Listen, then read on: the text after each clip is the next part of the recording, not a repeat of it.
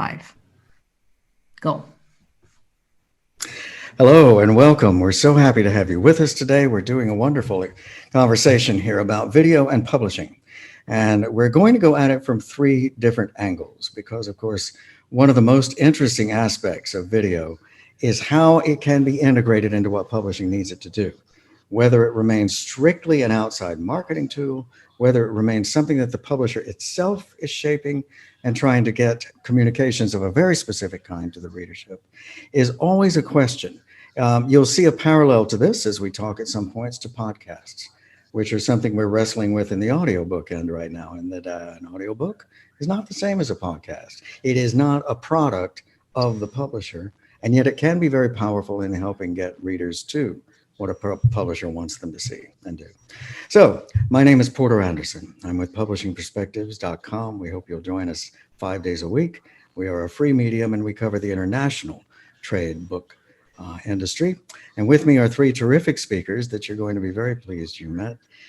We have Sabine Kieselbach with us.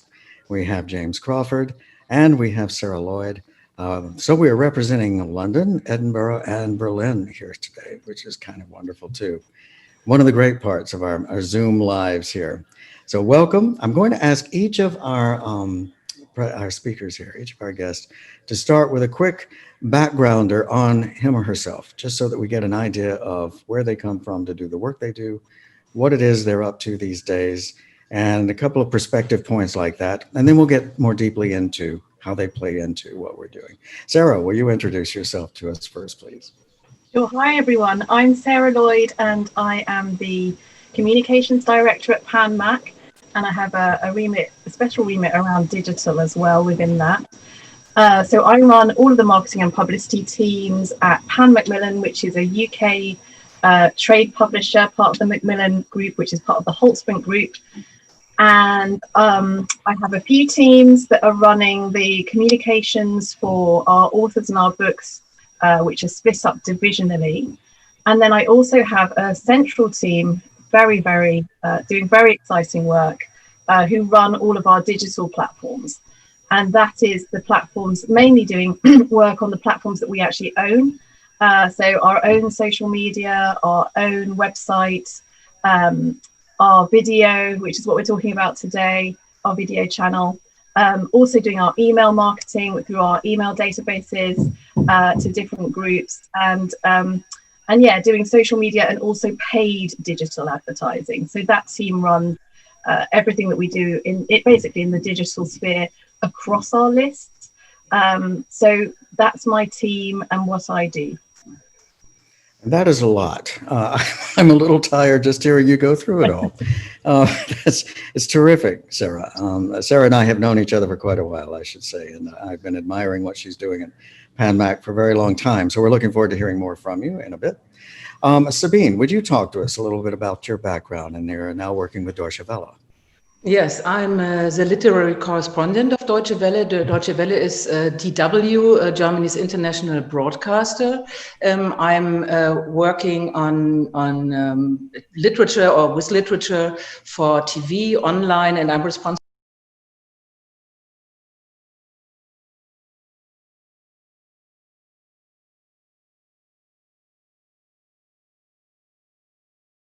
It's multimedia content reaches in 30 languages, reaches 249 million people worldwide.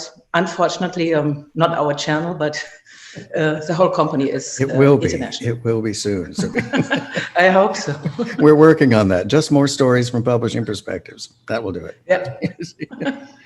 No, that's great. Thank you. And James Crawford, speak to us, please, about your broadcasting background. You're an author, and you're the chairman of Publishing Scotland, which is fantastic. Talk to us about it. Yeah, that's right. I couldn't decide on one thing to do, so I've just taken up several. And instead, I've worked in publishing for 18 years. I started working as a literary agent in London, actually. Did that for 6-7 years before I moved back to Scotland, and ended up running the publishing arm of Scotland's main heritage body, but always with a kind of trade focus because of my background. And ended up making documentaries with the BBC, which I've been doing recently for the past few years. So yes, I'm a writer, I'm a broadcaster, I'm a publisher. I'm currently working as an editor at large for another publisher in Scotland called Berlin Polygon. And I'm writing a book at the moment for Canongate as well, which is another Scottish publisher. So I'm busy right now. My relevance to this discussion is for Publishing Scotland, in my capacity as chair of Publishing Scotland. We recently, because of the restrictions on how we could spend our budget with lockdown, decided that we wanted to try and promote Scottish publishing in different ways and digitally. So we produced a short documentary film looking at nature writing in Scotland, which we'll go on to talk about a little bit later. That's fantastic. I didn't realize you're working with Canongate. That's Jamie Bing's company. We're very aware and always very impressed with what Canongate's doing, I must say. They've been a standout in the independent publishing community for a long time. So as you can see, we have this wonderful group of people here. The way we've structured this is that they're going to give you a different dimension in terms of how you think of video and publishing. We'll start with Sarah, who will be talking to us about the publisher itself, creating an extraordinary and rather trailblazing evocation of video in publishing. And this is how I first became aware of what Sarah was doing. Then we'll talk to Sabine about her experiences and Deutsche Welle's experiences in developing their delivery of material for an English-speaking audience around the world, as she was saying, about books and how interesting it's been in trying to promote this, move this out, and grab the audience that's wanted. Then we'll speak with Jamie about that very special piece he was mentioning. It's called Second Nature. And the angle there is we're looking at an organization that supports publishing and that particularly takes it into the international arena. Publishing Scotland works with the rights development side of Scottish books, trying to make sure that publishers and translators are aware of what's available in the Scottish market, finding the funding for them and getting those books into translation and out into the world. This is a very specific look at nature writing, and it's quite beautifully done, and I think you'll find it very impressive. So we will start, please, with Sarah. Talk to us, if you will, about the beginning of Book Break, which is my entry point as I discovered Sarah's work many years, feels like 55 years ago, but it wasn't. Be that, yeah. Yeah, and tell us what have been some of the challenges and the successes involved in developing this much video capacity of your own. Yeah, it's been such an exciting journey, and it continues on now, and particularly obviously during COVID. During, I should have said earlier, the digital team has become, really come into its own again, and with another revolution in their kind of relevance to what we do, because actually we had to stop doing so many other things that were no longer relevant. For example, outdoor advertising became a bit mute. So we've got more changes happening now. But just to give you a little bit of history about Book Break, Book Break is our dedicated consumer video channel, our sort of own brand, as it were, that we've created and built.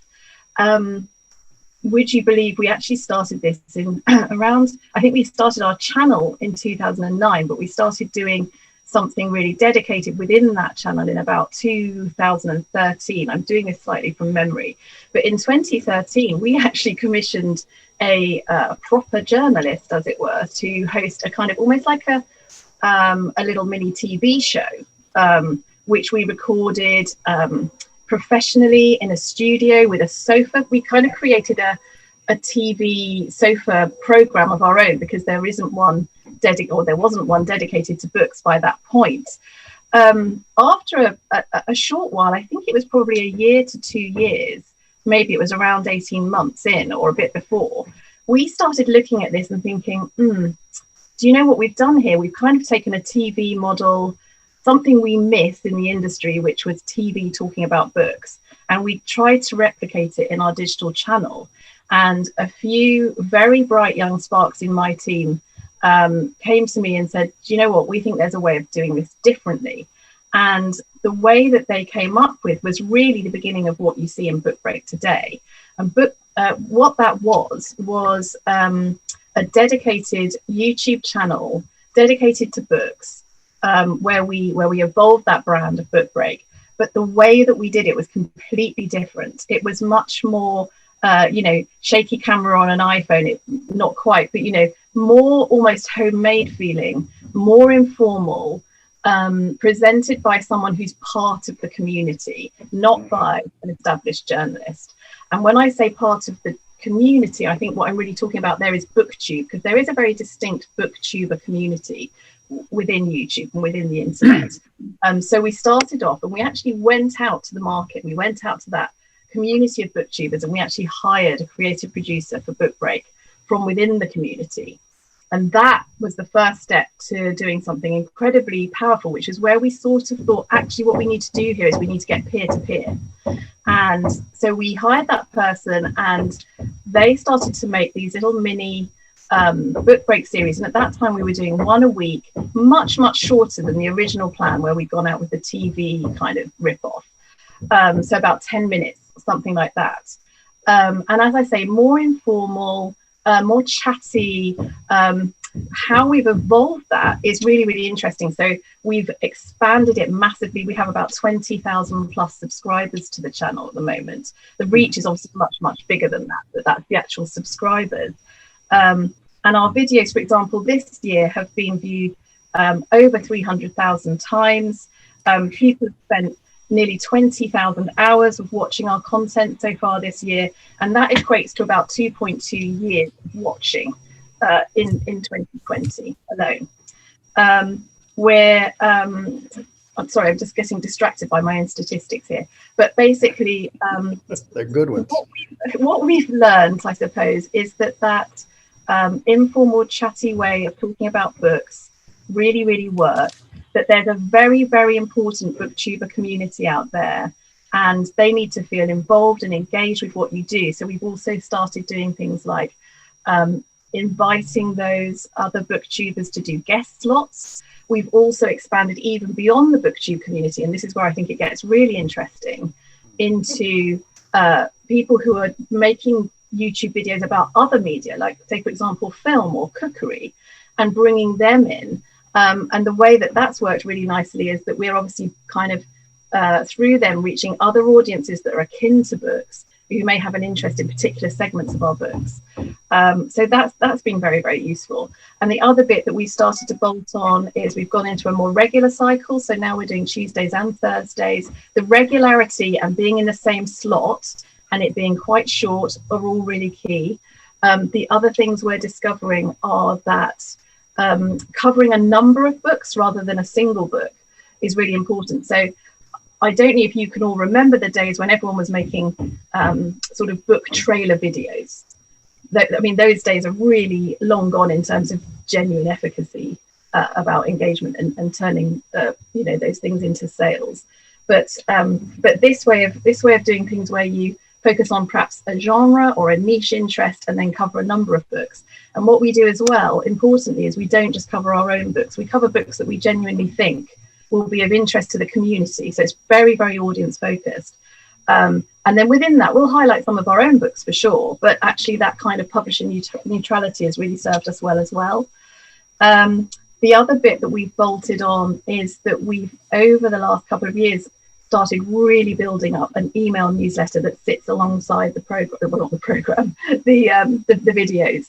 And so we outreach between times to the booktuber community as well. I'm trying to think what else I can tell you about this. Really what we've been doing in this year in particular is very much focusing on that community outreach and building the community, both so that we can have new guests on the show, guest slots on the show, and so that there's another way of marketing our books. So our Instagram, our Book Break Instagram has been growing exponentially because that Book Break community that we're now able to talk to and we have a relationship with, we're sending email out to them very frequently. We're actually sending mail out to them frequently, and they're getting our books and they're posting them on Instagram. So all of the visual media are now starting to kind of talk to each other, which is really, really interesting. Yeah, I think that's probably, I don't know, is that enough from me? That's a lot, isn't it? This is great. That's enough for me to start annoying you with irritating questions here. I think this is such a wonderful initiative, and having watched it grow over the years has been fascinating, because some things have changed and some things have not. One of the things I noticed when I looked this week at it, what is this, Monday? I guess I looked last week, didn't I? We're a little confused in the United States on our days, but we're okay. One of the things I noticed was that it is still what I would call a very youth orientation. When you look at Book Break, you see a terrifically attractive young woman. She's terribly excited about the books, which of course is the YouTube mode. This is how a YouTuber approaches the audience. Most times with great enthusiasm, fine, there's nothing wrong there, but it is aimed toward what I would say is a younger audience. I should say for those watching right now too, by the way, in each of these cases, you can find what we're going to be talking about on YouTube. If you will simply go to YouTube and then Book Break, 2 words, you'll find this come up. I find on YouTube the best way to see things in the order they've been made and released most recently is to click on the Videos tab. It then shows you the entire catalog of what's there, starting with the most recent entry. You may find that easier. You may enjoy just looking at the entry page, which is terrific. But it is, what I'm getting at here, Sarah, is that it seems to me that you're still reaching very well a very young audience. But am I wrong? Are you being watched by adults as well? We are, but you're right that this particular initiative is particularly focused at that younger segment. Nothing wrong with that, by the way. Around the millennial kind of ballpark. And that was very much a deliberate strategy because it was what we felt when we looked at video was this is how, and it will change over time, but this was how increasingly that particular segment of the audience was finding information about everything, not just about books. And obviously, YouTube is I'm not sure if it's now actually surpassed Google as the main search engine, but it's very much the second search engine. So another thing I should have really mentioned actually about Book Break is that it's in terms of the way that we're evolving the content, as I was saying, for example, doing focusing in on various particular niches, for example, of content interest, is because we're tracking how YouTube is functioning as a search engine. So we're seeing the trends in search. So it's fundamentally very much based in the data and based in the data of search specifically, which is why it's so effective, because we're managing to capitalize and capture audiences who are already looking for something. They're looking for it, and we're creating content to answer the questions and the queries that they're looking for in YouTube.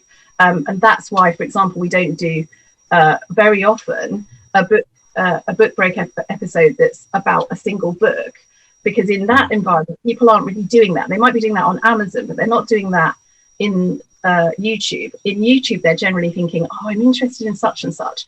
It might be a broad topic. It might be a news thing. It might be a lifestyle thing. And so we're developing the content around that. But sorry, to go back to your original question, yes, it's that audience who, that's their fundamental way of finding information. We used to look in an encyclopedia or a book or a newspaper or a magazine, and then we all sort of just about managed to get to grips with looking for things on Google. But that audience is, they're coming in straight through video. They're not bothering even with Google. I think that's fascinating. I think it's very clever. And as I was saying, nothing wrong with going after the younger readership, because if anything, that is the generation we need to pull along into reading in many forms. And so I'm glad to see it. At the same time, I wonder, have you had any experimentation so far with trying to reach an older set? Is there a way to do that, you think, with YouTube? Well, in a way, maybe I shouldn't even say older, just more serious approaches. It's happening organically, interestingly, because I think we probably can all see it in our own lives, that I go to YouTube more times than I used to. We're all starting to see it as another way into topics, I suppose. And obviously a lot more brands have moved into YouTube, so there's more stuff going on in the space that might appeal to an older audience. So although I would agree with you that the way Book Break is presented is quite sort of young and chatty, in a way most content on YouTube is like that, and in fact what's happening, older audiences are adapting to that type of style of content rather than the content necessarily having to change an awful lot to appeal to an older audience, if that makes sense. So no, we haven't. what we have done is really maintained our focus on what the data is telling us about how audiences are searching for stuff, what they're looking for on YouTube, and then just trying to serve up that relevant content rather than anything else at this stage. I think that's great. And I think that I think you are probably better at mining this data and interpreting it than anyone I've run into so far in the business, because as you're saying, the reactive capability is terrific. When the topics start flying in one direction, you can actually, particularly having 2 spots a week, you can react to that. You can actually come in with the right material. Brilliant. I mean, that is the very idea of making the industry. Sorry? Very strange. I'll tell you something very strange, which is that the person that I now have running that bit of the team that looks after Book Break and our YouTube strategy, her other sort of twin responsibility is that she looks after metadata at PanMac. Now, you might think metadata and video, what a strange combination. But what she's basically doing, and her team is doing all the time, is thinking about how our audiences finding information, finding content, finding inspiration, etc. on the internet broadly, but specifically within Amazon in particular and YouTube in particular. And a lot of the skills and a lot of the kind of thinking, the data-driven thinking that goes into it, aside from the creative side of it, it's very much the same skill set. It's being really quite, forensic about looking at those behaviours and looking at what that data tells us. So yeah, that's another interesting little side point to just make. It's not only interesting, it's almost diabolical. I'm looking at Jamie nodding, I'm looking at Sabine nodding, I'm nodding. What I know now is that PanMac probably has the best keywords in the industry on Amazon because if your metadata people are actually mining this kind of data out of YouTube and out of Instagram for what people are doing, that's exactly what should be reflected in dynamic metadata in any kind of online retail setting. So this is really cool. Let me ask you about one more point, and then I want to move on and talk a bit, because there's an interesting parallel here with what Sabine's doing. In terms of, you were saying that you're using material from other publishers, which I think is fantastic. I noticed this because in one of the recent Book Break videos, your host was saying, we were working for such a wonderfully big publisher, we have so many books to choose from, and then immediately she went to something that I knew was not one of yours. And only I would know that, of course. The audience is not going to be concerned about this, but it is interesting. Book Break has become a free-floating brand, hasn't it? It's not called Pan Macmillan's Book Break or anything of that kind. It just is Book Break. And that's a very interesting choice too. You've set it free in a way, haven't you? Absolutely, and we did that right from the beginning. So that was a really early choice to the publisher neutrality and building the brand as its own brand was really, really important, because we felt that, we all talk about this all endlessly in the industry, rather boringly, about publishers not really being brands, or hardly, maybe 1 or 2 publishers really having any kind of consumer brand. But also, again, it was just about looking at the audience first and working from the audience back and audience interest back. And Book Break, we just came up with, it's nicely alliterative. We all love a bit of alliteration in publishing. But it was about kind of giving off a lovely, relaxed, casual feel that goes with the brand of the kind of content that we're creating. And about books being a pleasure, which is why Book Break. And I think in our very first iteration of it, we had a kind of little biscuit kind of the rolling cookie. I remember the rolling cookie. Yes. Which is that idea of, taking a break, which is what reading can be at its best, but also taking a break with us, because here's a quick, it's very quick. You can do it in your tea break, and you might learn a load of books that might be relevant to what you're thinking about right now. And God knows it's a shot of energy too. It's just a wonderfully fast, brilliantly enthusiastic. And they send them around every week. The team send it around every week to the whole company, of course, as well as as putting it out on the internet. And whenever I watch them, it gives me a real dose of energy and feel good factor.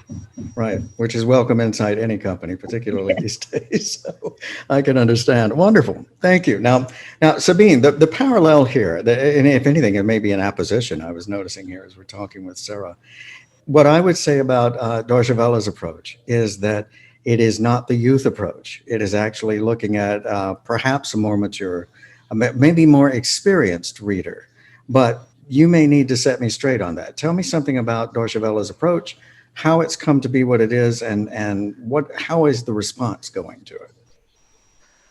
Well, we started 1 year ago, so we are still very, very young, with DW Books. And the first motivation was because we wanted to present our format that we already presented on Facebook, 100 German must-reads. We present 100 German language novels that are translated into English. And that was the beginning of the idea, why not more? So we started 1 year ago, and we offer various journalistic formats. We classic book reviews by booktubers or bookstagrammers or book bloggers. We make interviews with writers from all over the world.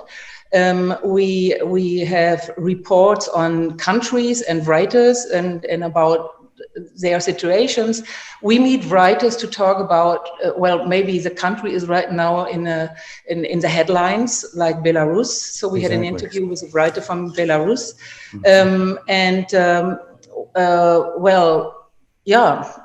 Quite a lot. And we experiment every day. We try to find new formats because it's not that easy to get readers. That's our experience for, I wouldn't say more serious, because our metadata tells us that most people watching YouTube are between 25 and 35. So it's the same for us. But the problem we have is that we have an international audience, and readers in America or in England read different books than readers in Africa or in Asia. And if we have an interview, even with a best-selling writer from UK or from the US, there exist plenty of videos already on YouTube. And if we present a writer from Indonesia or from Zimbabwe, they are maybe not that popular in other countries. So that's a problem. And we have a problem sometimes with publishers, because if we ask for interviews, then they look at our address, and it's Germany, it's Berlin, it's the German book market. That's what they think. And I guess the mail immediately is in the trash or just ignored. So it's a lot works. And we have contacts to writers or to institutions or to agents. They give us their contacts, so that works. But yeah, we can improve. Everybody can improve. No, I think we should say to our audience too, in this case, you go to YouTube and you look for DW Books, and you'll come up on the title page. Again, if you want to see the video tab layout, you'll get the most recent first. It's an amazing compendium of material. Some of it, as Sabine is telling us, extremely of the moment. We all were very impressed with the Belarusian piece, because it was made actually during the height of the protests after the Lukashenko election that went so badly wrong. And it is an amazingly responsive site with that news element driving it. Which brings me to a little bit, having worked with a very large news network myself, Sabine, I think one of the questions I want to ask is, how guided are you, this is the nice phrase, there are others, by your offices upstairs into what you are able to produce? Are you being driven toward certain topics by the network? Are you being asked for certain things by the network? Or are you free to develop the material in response to issues of the day or to literary issues yourself? It's myself or Good. our little team. We are free to do whatever we want, but of course, when I got the idea to make an interview with a writer from Belarus, or when Tsitsi Dagaremga, who's in Zimbabwe, when she was arrested and then released, I tried to get her. And of course, I inform our Africa desk, our news desk, our culture homepage, so that we have, well, that it's more. Sometimes I also write online articles, but I'm really free to decide what is interesting, and I bring my ideas to my colleagues. Right. That's terrific. I'm glad you have that kind of freedom. It's wonderful. I'm a little surprised, I suppose, again, coming from the world of the networks, that Deutsche Welle isn't better known in some of the cases where you end up with that kind of resistance going, oh, it's Berlin, it's Germany, we don't know Deutsche Welle. Most of us, I thought, understood that to be the English language, as the BBC service is so well known around the world, or CNN service is so well known. I think that Deutsche Welle has its name, and surely that must help at some points. Have you had much experience, I'm speaking a little provincially here at this point, with the United States publishers? Have they been interested in pitching you with some of their more internationally interesting pieces? To be honest, not. Really? I rarely get any response. I always try it via the German publishers. That's more successful. Sometimes they give me the address or the contact to an agent. And sometimes I ask even writers I already met. If I have their address, I ask them. But it's not all of the American publishers, but right. It's difficult. I'm surprised because, of course, the United States is so marketing oriented that I would think they would want to jump at this, not least because English has become so much spoken around the world. It's not as if they're going to move into a language by going into Deutsche Welle that so many won't be able to understand. So I think there's cultivation to be done there, and that may mean that some of us in the media need to do a little more of that work for you. I think this is a worthy effort, and I think that it needs to get that kind of international exposure more widely, not least because all of our publishers can use this kind of international reach, as we're about to talk about with Jamie, the ability to get your material out there in an era in which book sales may not do it, folks. You know, you have to look for the chance to get translation, for the chance to get production into other media online, because you just cannot depend on your bookstores to carry you. What is, I noticed that you had a piece from Margaret Atwood on the page when I had a look, of course, and Margaret, I must say, is one of the most marketing savvy authors in the world. She's very responsive and wonderfully ethically attuned. She always is able to speak about the most current and breaking issues. So I know that she's a joy to work with. What do you have coming? Are there a couple of interesting pieces that we're going to see soon at DW Books? Yes, we will offer an interview with American. Originally, he comes from Britain. A purpose coach, Jay Shetty, this week. I don't know if you know him, but when younger people probably know him because he's extremely successful. He has 38 million followers on his social media channels, and he just published a book. It's just published in Germany. It was published in spring in the US, and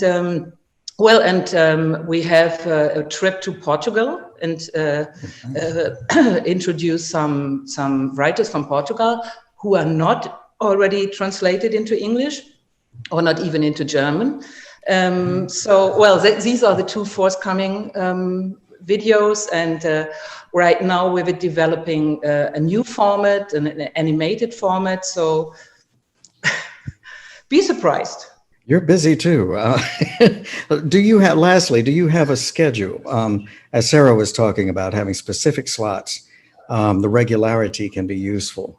in Yes, the YouTube environment? we try at least to post a video once a week, every Wednesday afternoon our time here in Berlin. And well, if for instance, if we want to make a very an interview which is like news, related to the news, to the headlines, of course, then we post more content, and it depends. Right now, to be honest, we have so many projects in work. Right now we post every once a week a video, but our aim is to post more. Fantastic! This is great. Well, congratulations. I think it's off to a good start. Still a rather young service, and developing very quickly. Thank you. You're in a really interesting way here, because as I was saying earlier, Publishing Scotland is the support network for the Scottish industry, and does a wonderful job, particularly with the translation fund that Lucy Feather and Marion Sinclair are operating very, very well, to try to get the rest of the world's markets to understand the value of so much good Scottish material coming out, getting it translated, getting it into publishing houses around the world. And here is James, who is the chair, and yet has all of this background in video, in the ability to produce something beautiful. And boy, has he done it. In this case, you'll go to YouTube. This is not a creature of YouTube in this case, by the way. It's one way we're changing gears. But if you'll go to Publishing Scotland on YouTube, this is simply their page, their repository of what they're doing. And the first thing you'll find is called Second Nature. And it's about the nature writers of Scotland, with even Tilda Swinton is involved, doing a reading from, she was from the 1940s, right? Help me, Jamie. Nan. Yeah, it's Nan Shepard. Yes, exactly. The early nature writer in Scotland, who was so wonderful. And you hear this beautiful voice from Tilda Swinton, and you're watching the most gorgeous flyovers, which actually come from an earlier piece that James had made with the BBC. So talk to us, James. I'm telling your whole story myself. It's your turn. Yeah, sure. So just a bit of background, as you say, on Publishing Scotland. We're the network member body for the publishing industry in Scotland. So really, we're there to help publishers improve what they do. And that can be anything from individual training of staff to business development plans. And of course, we subsidize access to the major book fairs, so Frankfurt, London. And for the past 5 years, we've been running something called the Fellowship, which has been inviting editors from all around the world to come to Scotland during the week of the Edinburgh International Book Festival. So, that's the world's biggest book festival going on in Edinburgh. And we bring publishers there to meet Scottish publishers, to have meetings with them. And one of the big reasons for that is to try and drive rights sales and to spread awareness and interest in the sector up here. So this year, given that Frankfurt was not operating as it had been operating previously, a lot of our budget as an organization goes towards helping send, it's normally 10, 50 publishers every year to these fairs where they do rights deals. So we had the opportunity to redivert some of that budget into something else. Frankfurt were obviously looking for contributions, and it emerged out of that. How could we do that? Because potentially it could have been me, as Sarah described, sitting in a kind of full studio talking to some of these authors, but we sort of felt we could do more than that. And what I suggested, given my background, over the past few years have made 2 series of a documentary series called Scotland from the Sky, which broadcast in Scotland in 2018 and 2019, but actually has been broadcast UK-wide over the past month. So for the first time, it's reached a bigger audience. And having had that experience, I was talking to our CEO, it was her idea to try and create a video, but we talked about how we could turn it into a film. And a film that would look at a specific area of expertise in Scotland at the moment, which is nature writing, could look at the heritage of that, which is, you mentioned Nan Shepard. So Nan Shepard wrote a book. She finished writing it in the end of the Second World War, but actually it wasn't published till the 1970s, and it wasn't really discovered until the noughties. So it's this absolute classic of nature writing, in some respects redefined what nature writing could be, but it was lost for a while. So that was our entry point into the story of what Scottish nature writing is now was to look at what it was, or how it's evolved, and if there's something distinct or unique about Scottish nature writing.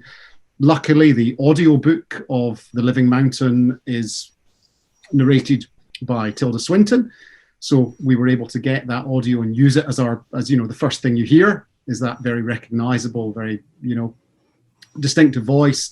It's great to have someone who's been in the Avengers in one of our.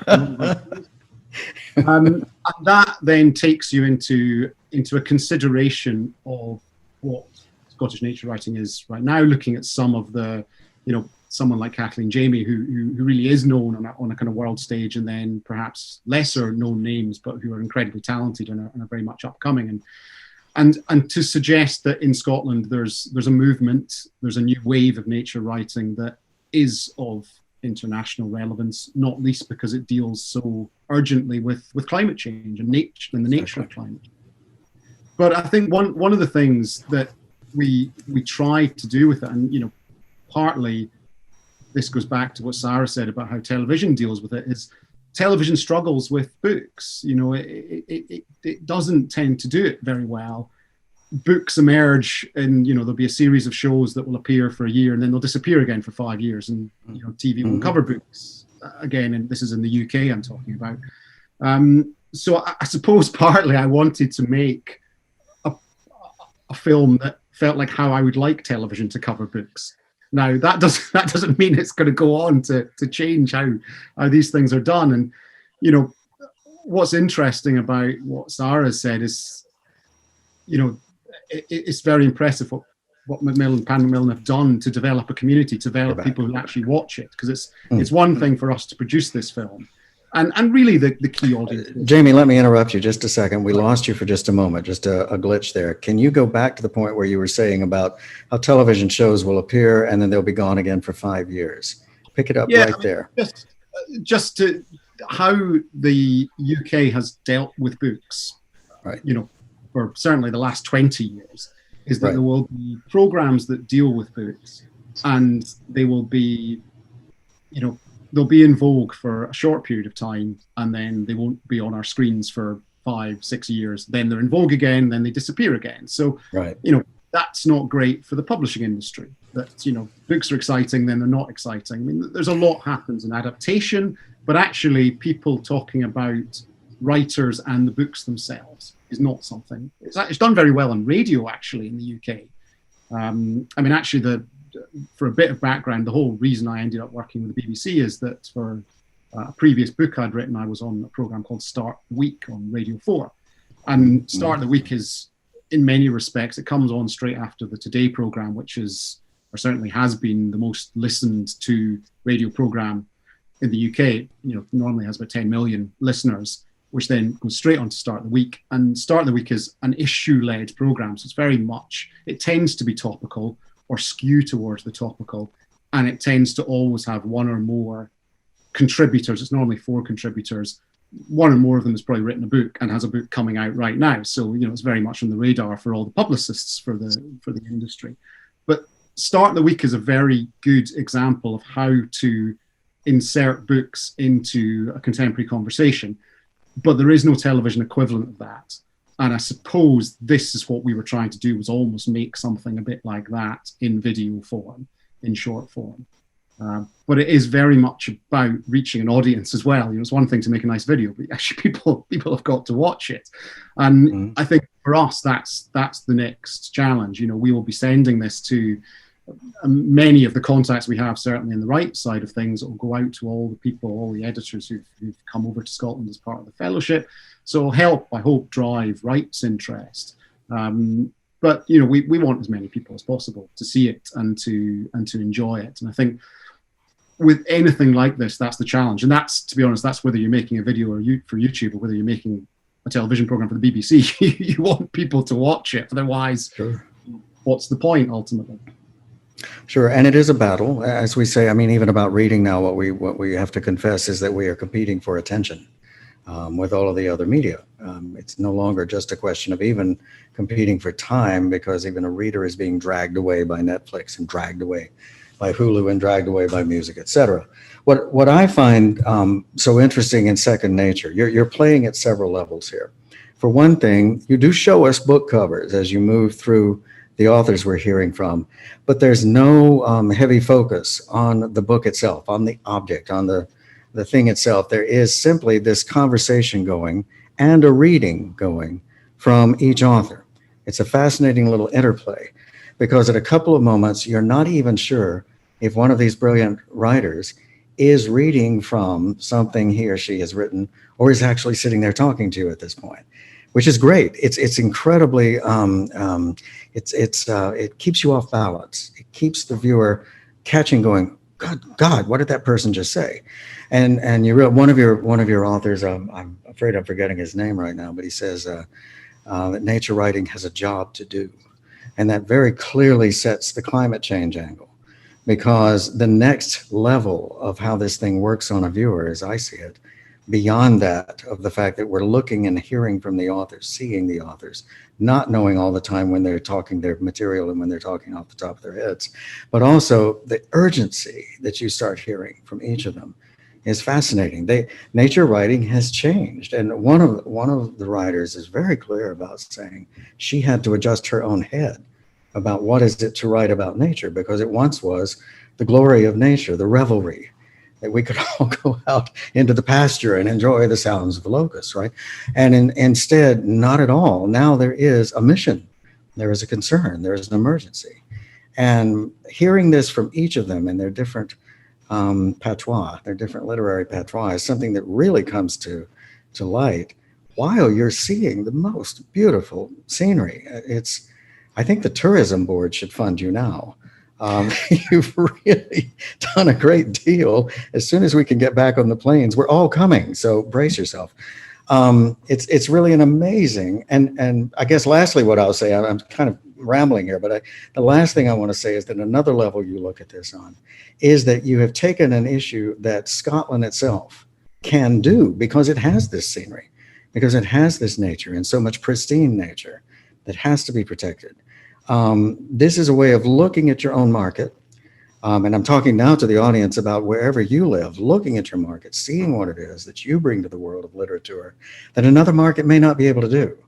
And say, how can we cultivate that and the writers who work in this so well in our market, and take that to the world, as you're saying, both for rights, but also for the issues that connect.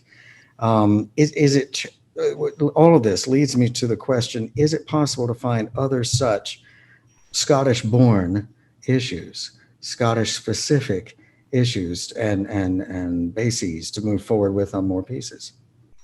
I think yes is the answer. I think certainly, there's nature felt like the right thing to do first, because of our moment, because of what's going on in the world, because a book actually had just been brought out, a book that we mentioned in the course of the video, which was a compilation, a first ever real modern compilation of Scottish nature writing. So in a way that gave a platform for talking about these things. But, there's a lot of really exciting work in crime fiction in Scotland, and there has been for decades now. There's a really strong and quite unique and quite specific style of Scottish crime writing. You have a Scottish writer, albeit New York based, writing about Glasgow, who's on the Booker shortlist and the National Book Award in America, and in Shuggie Bain. So there's something there around writing about specific urban environments in Scotland, which there's a very strong thread you can follow from Irvine Welsh to Janice Galloway, up to Douglas Stewart. So that there's a lot that we can do there that I think we can look at, and I think I don't think it only works for us, but I would be hopeful going forward that we don't just do one video because it's anomalous. We're able to keep doing more. Just to kind of go back to what you said about the nature of the presentation, if you like, from the authors. It was a very specific thing that, we went through, and, I picked out the readings I wanted them to do. First of all, to keep them very short, because, right, anytime they go over about 30 seconds, I think you start to wander. So it needs to be very direct. And the questions they were asked were not about their books, really. Right. They were about the issue. And I think, talking to the director, the producer-director, I think sometimes some of the writers were thrown by that a little, because I think they were expecting to be, you know, plugging the book. But actually what you get is something more genuine, more honest, that has a wider appeal, which sells the books incredibly well, but you don't feel like you're being sold to. You know, and I think we were very conscious of that. You know, not least because, you know, we're a neutral body in a way. You know, as Publishing Scotland, we're trying to say, look at this talent, but actually we're not trying to promote any one writer or any one publisher to any specific degree. So I think in actually how we made it, and if, you know, it's something that people are thinking about, I think that was very key. It was almost, don't ask the question, so tell us about your book. You know, it was tell us why you've become a nature writer. Tell us why you think this is important. How do you respond to this idea of nature writing as a political act? And well, I think those are harder questions to answer. Once you edit it down, you actually get something more powerful and ultimately, from a viewer perspective, more watchable. And don't you think it relieves the writer just a little bit? Because in a way, particularly when the book comes out, they're expected to plug, and talk about this and do the reading. And yet all of a sudden somebody is kind enough to say, how on earth did you get into this? What are you worried about? Why are you writing this with such a push to it, such an energy to it? What do you see about to happen to the nature you're talking about? Then suddenly they light right up. I mean, what I'm seeing is very engaged authors talking with enormous intensity about their work. This was very clever. How did you know to do this, to take them away from their book, just aside to it? I mean, I suppose partly as an author myself who has done that whole publicity run in the UK, in the US, I've been on, asked that question, tell us about your book. And it's, in some respects, it's the worst question. It's like, well, where do I start? And actually, whether you're at a book festival or, whether you're being interviewed on the radio, it tends to get most interesting, for me certainly, once you get beyond this is why I wrote it, this is what it's about. Once you get to what are you trying to say, or what does this say about X, Y, or Z, that's the meat of the conversation that excites you as a writer, because that's why you wrote it, to seek out and explore bigger issues. So I suppose whether it was deliberate or whether it was subconscious, that's sort of where I was coming from, and to give all the authors the same questions, or roughly the same questions, to some extent formed by knowledge of their work, but to try and get them to engage with a bigger point, a bigger issue. And as I said, climate change is such a current and vital issue.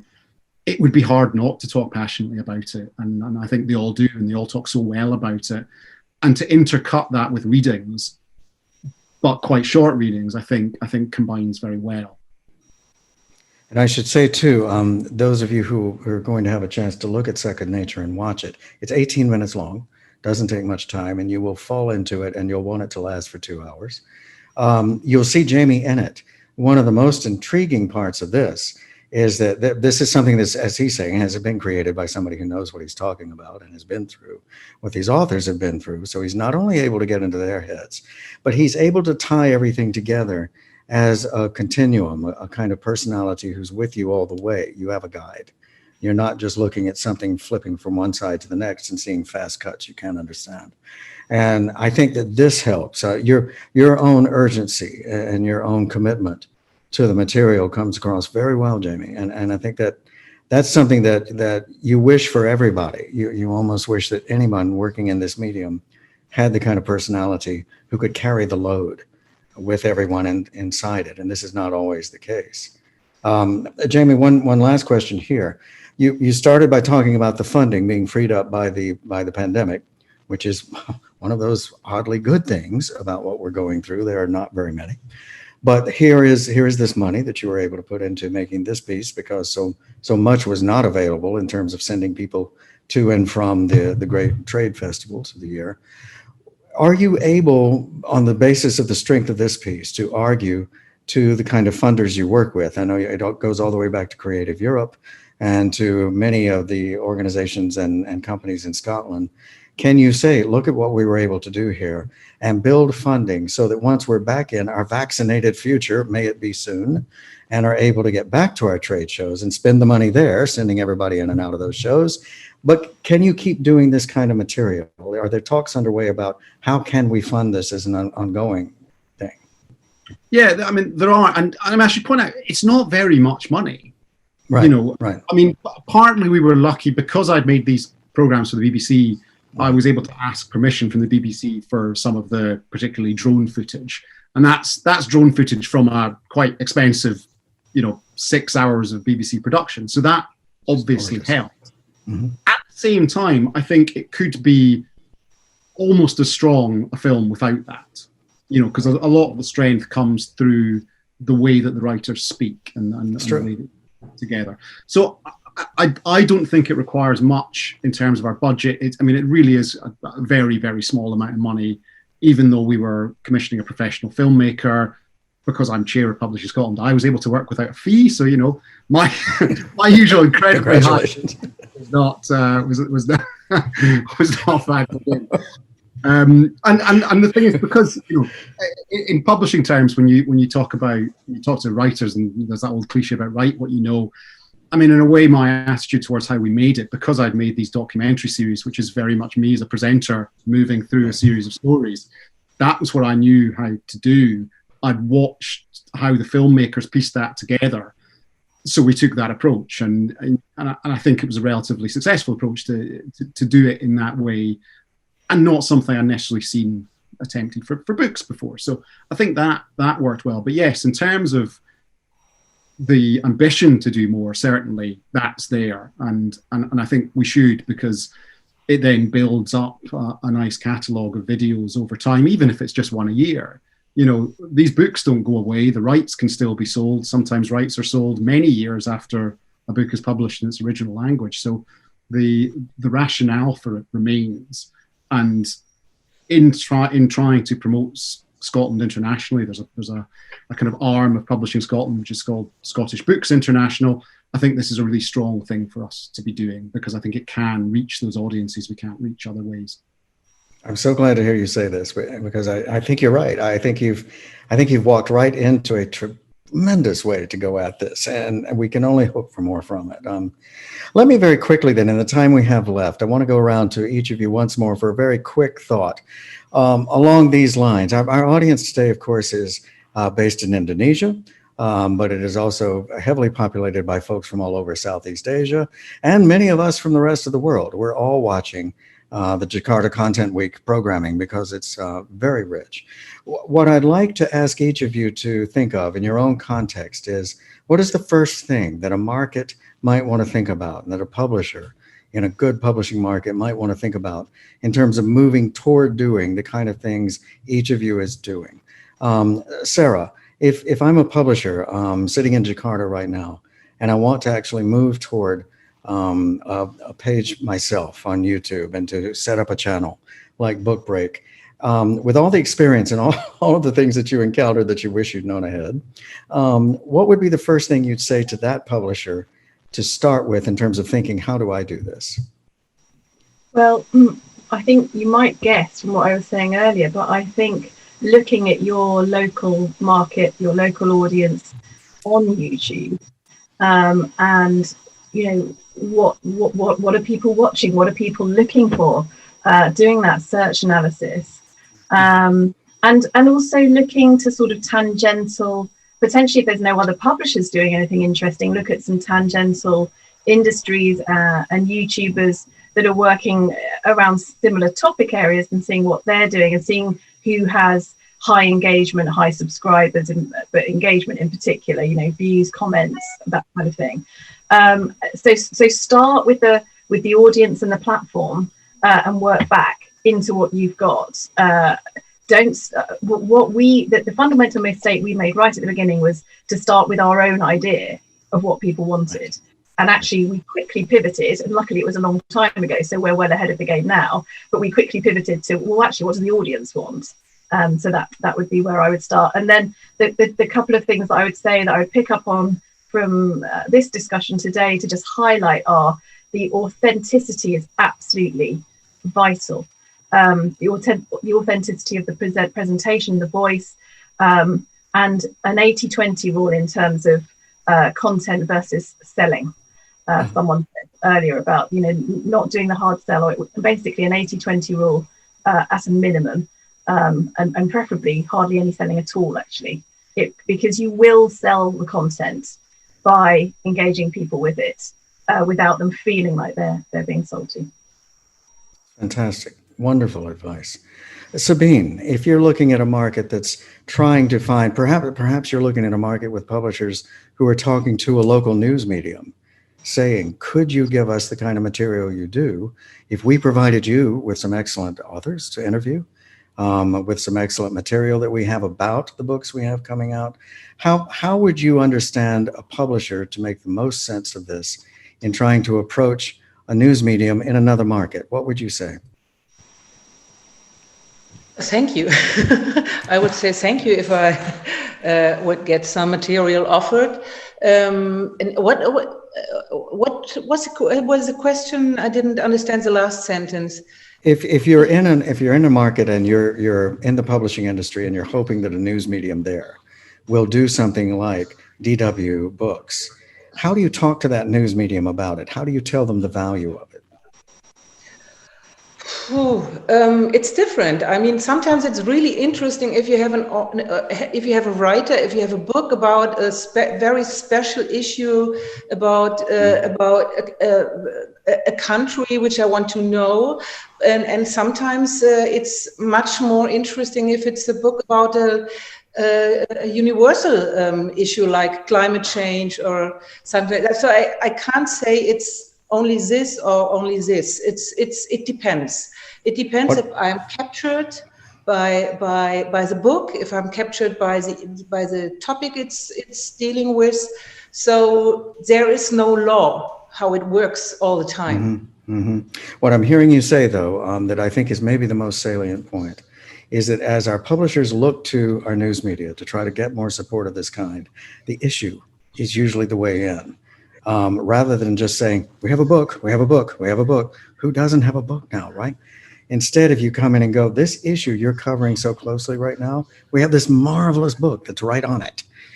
How about we bring you this author and put them with your person and we'll do a wonderful interview. I think it sounds like very basic marketing, but in trying to build it as a compendium, in trying to actually create a steady stream of this sort of thing, isn't that the most important thing perhaps for publishing to remember? That the news operations are focused on issues. Yes, and only in Germany every year 80 to 90,000 books are published, new published. So, and we have to look at the worldwide market, which is almost impossible. So, how can I see you? How can I see your book? There must be something special. Mm-hmm. But exactly. Yeah. No, what I think we're saying echoes what Sarah is saying. Go to what it's about, rather than trying to say, we need a books show, we need a books feature, we need this.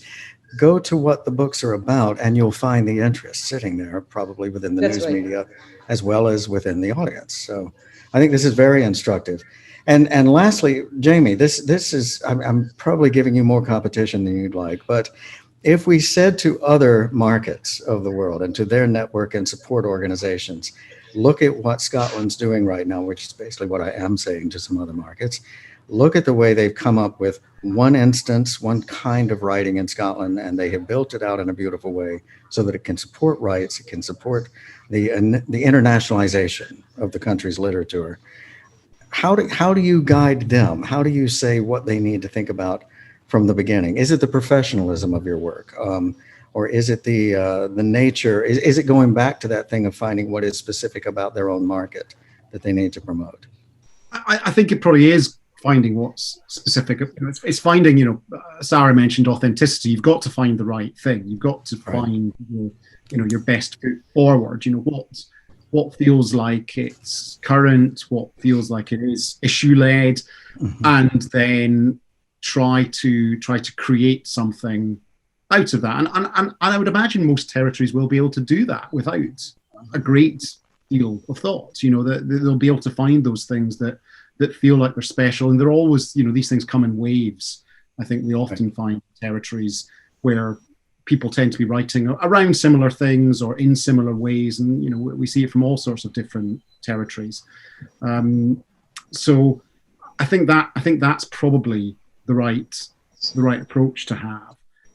Sorry, my doorbell is ringing because I think there's a parcel meeting. Oh, sorry, you can run get that parcel because we're just banging on the door, but in case that's coming through. Sorry about that. I think that's probably the right approach to take, and I think territories will find those things. And I mean, I guess around the professional side of things, I think I was very conscious that that's how I wanted us to go, partly because of how we were trying to present it, but actually what Sarah's talked about is not unprofessional, but it's a different, it's that sort of more kind of gonzo style, if you like, which plays very well on social media. So, we've gone to one extreme, which may not be the right extreme, to be honest, in terms of reaching people, whereas what Sarah's doing obviously is reaching people. So don't necessarily follow our lead. Actually, there might and could well be better ways of doing it. Yeah. I think these are wonderful considerations for your organization going forward, and you've got such a marvelous start. Each of you, thank you. This has been such a fascinating conversation, and coming in from so many different directions. I think it gives us all a lot to think about and a lot to look forward to, because you're all producing so much good work, and I can't wait to see the next thing. So Sabine, Sarah, Jamie, thank you again. Thank you to our audience for being with us. We hope you're enjoying the festival. There's much, much, much more coming. My name again is Porter Anderson. I'm with publishingperspectives.com. Come see us every day. We'll be there with new news for you on the international book trade. Thank you again, everybody. Have a good day or a good evening, wherever you are. Bye-bye. Bye-bye. Bye.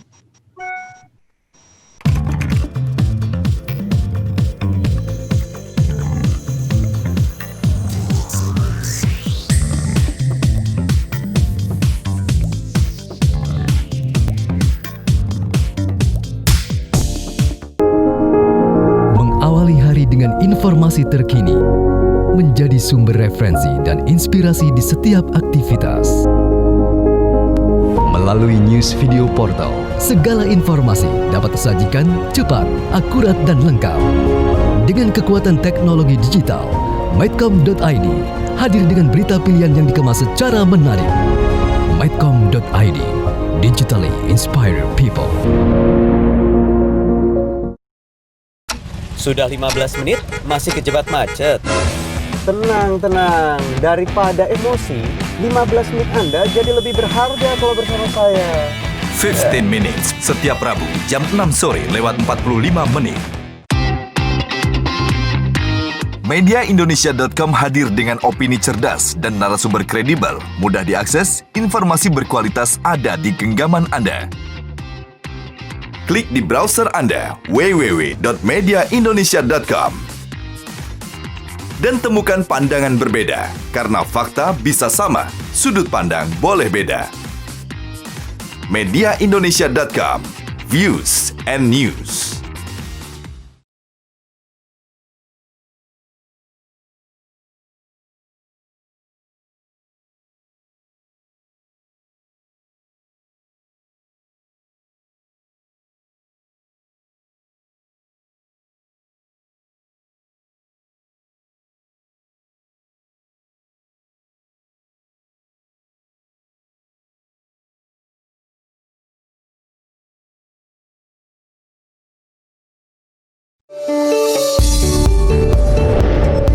Dalam setiap denyut kota, saya selalu menjadi saksinya.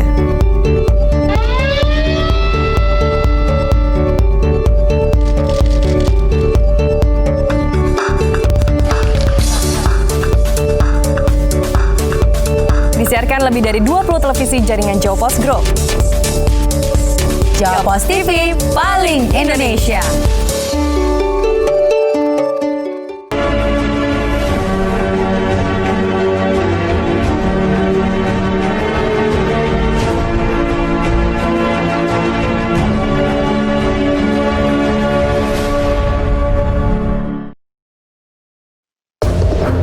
Kebebasan pers dan gelombang era digital menghadirkan ribuan bahkan jutaan informasi dan data setiap harinya. Beragam data dan informasi berserak di berbagai tempat seiring dengan perubahan dunia yang bergerak begitu cepat.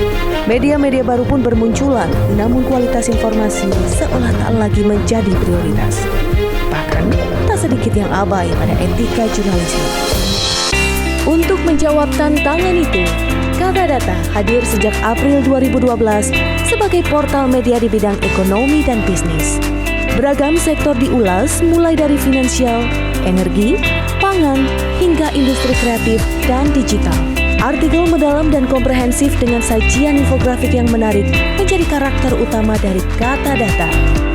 Kata Data berikhtiar untuk terus menyajikan beragam informasi berkualitas untuk kemajuan negeri dan untuk kepentingan bisnis Anda. Kami percaya demokrasi yang sehat tumbuh dari kehadiran informasi dan data yang akurat. Kalau bicara pakai data.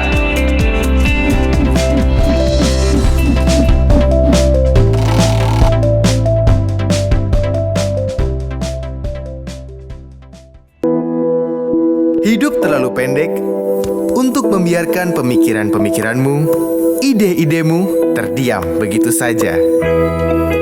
Untuk berubah, kita perlu melangkah. Dan langkah itu lahir dari sebuah inspirasi. Republika, start moving.